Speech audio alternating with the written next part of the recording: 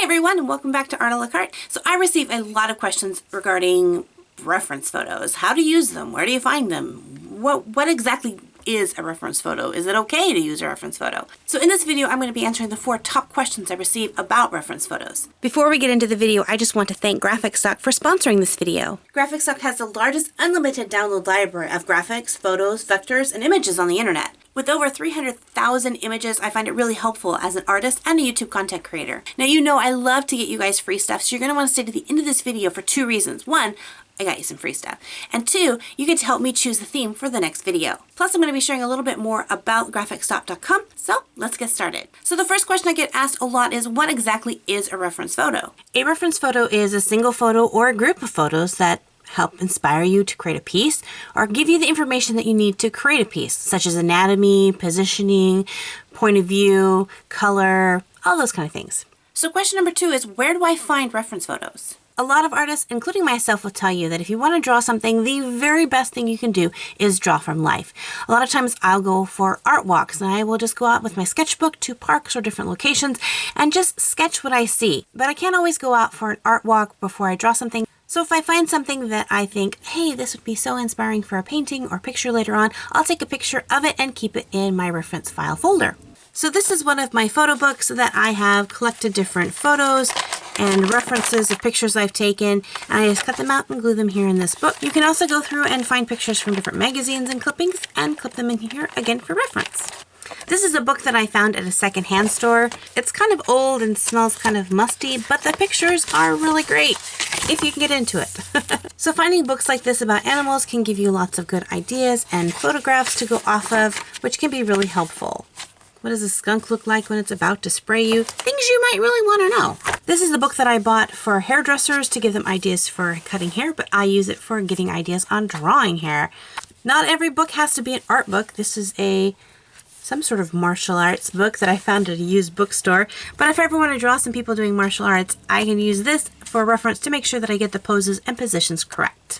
There are also art books out there that are strictly for reference files. So this is a book that I purchased that gives you loads of reference photos for costuming and positioning on different characters. I really like it because it is family friendly. And I found this book at a local bookstore. So how do I use a reference photo? I generally never take one single photo and copy it over, simply because I want to create a unique piece, and I don't want to create a piece that's already been done, even in photograph. So I'll take several different elements. Let's take my orca picture. Now obviously I wasn't able to draw from life because I can't go scuba diving. So I took several different photos of orca whales and combined them and got some inspiration. I took loads of different pictures of different kind of seaweed and kelp. I looked at pictures of underwater lighting. I think I used over 12 different photos to create this piece. That's the great thing about art, is you can pick and choose what you want to use in a reference photo.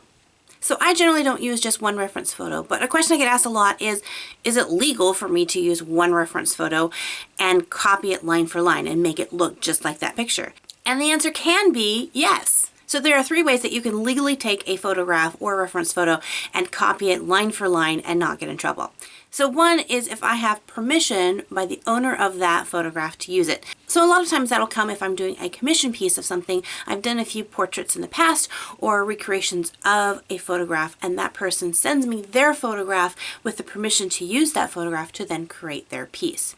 The second way is if you have taken that picture so that you are the owner of that. So when I go out and I know I'm going to be in a place that might have some inspirational things, I always take my camera with me, or if I don't have my camera, I usually always have my cell phone. That way I can snap some photographs of it, and I've really come up with some fun shots. Another problem is you can't always go to a location that has what you want to draw. I mean, some of us have zoos around us, but you know, there are some things that we just can't get a photograph for ourselves at that very moment. And that's why I love sites like Graphic. Now most companies, you'll see them as you're searching for images, will have some sort of watermark over top of it. And that's allowing you to see the image without completely using the image. All you have to do is go to that website and purchase the rights for that image. The problem is some places can charge you up to $30 to use an image, which as an artist, I don't got $30 to spend on every single image that I want to use, especially since I like to use multiple images. That's why Graphic is a really great website, because they charge you an annual membership, and with that annual membership you can download as many photos as you want. It allows me to be able to put reference photos up of things that I'm drawing in my videos. Like I did for my Luring Darkness video, I put a couple pictures of the jellyfish up. Those are pictures that I found on Graphic.stock. So I was able to put them on my videos without having to worry about any kind of copyright infringements. Now I know you're probably asking, how much is this membership? So it's $99 for an annual membership, but wait! You know me, I like to get you free stuff. So right now you can sign up for a 7-day free trial. And with this trial, they're gonna let you choose 140 images, which is a lot of images if you think about it. I'll have a link to their website in the description below so you can check them out. And you're gonna wanna check them out because I need your help for Saturday's video. So I'm going to challenge myself to create a piece based on a photo and try to make it look as close to that piece as possible. So what I need you to do is go over to graphic.com. Even if you don't want to sign up for a membership, you can still look through the photos, but find a photo that you think I might enjoy recreating as a piece. Then copy the link to that photo and put it in the comment section of this video below. I'm going to go through your guys' suggestions and pick the one that inspires me the most and create a picture for that for Saturday's video.